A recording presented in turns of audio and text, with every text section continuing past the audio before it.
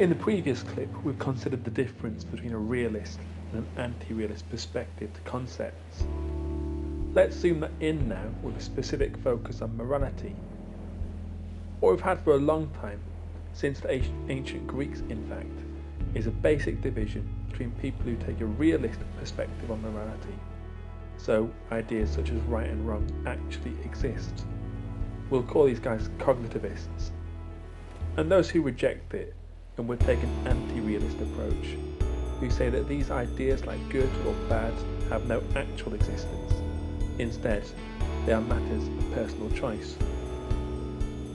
Let's look at an example to make some sense of this. There's a gruesome murder. Our instinctive reaction may be to say, murder is bad. Our cognitivists are nodding, saying, indeed.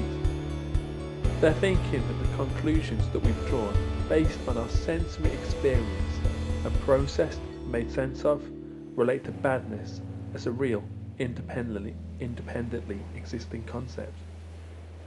And the non-cognitivist is there too, full of sympathy, but drawing a different conclusion.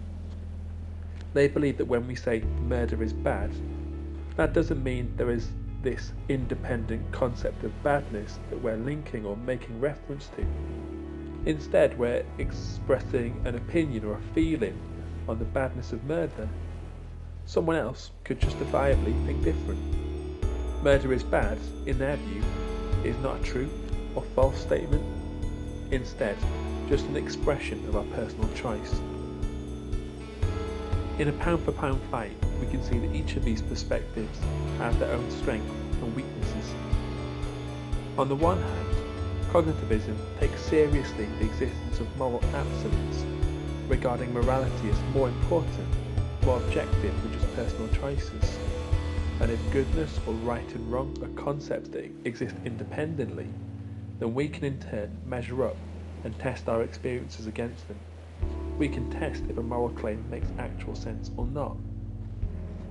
But the non-cognitivist would refute these ideas and argue back, saying there's a fundamental difference between factual statements like we live on an island and statements of right and wrong, which have to come down to opinion in their view. If we accept this central premise of the non-cognitivist position, then with it we must accept that in turn we lose the ability to test or assess the value of moral statements with it.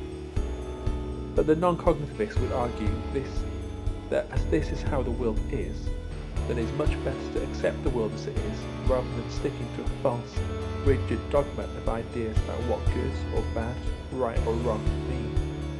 Instead, it allows flexibility for our ideas to develop and progress over time.